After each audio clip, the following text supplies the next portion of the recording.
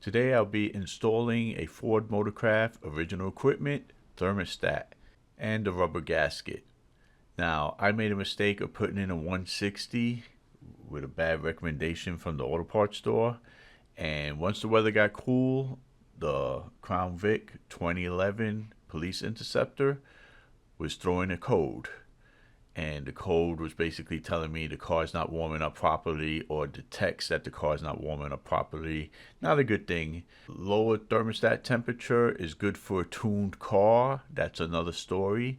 So my car is stock, so I'm going with original equipment temperature of 195. Basically, I'm popping out the old one, which is an aftermarket brand, and I'll show you a side-by-side of how they compare to each other just by looking.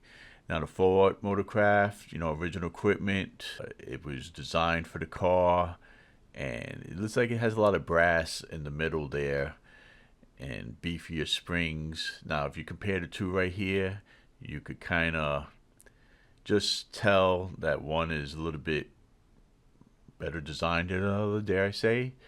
But you can't go wrong with original equipment, and that's why I'm putting it back in and sticking with the stock temperature of 195 degree.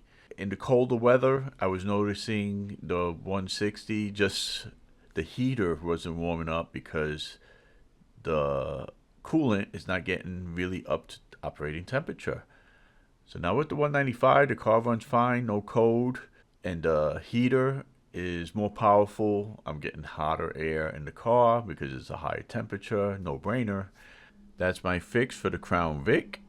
This should solve my cold problem and my temperature problem for the heater. No more codes. I got the proper temperature, original equipment. Go with Ford Motorcraft when you can, because I think it's just much better.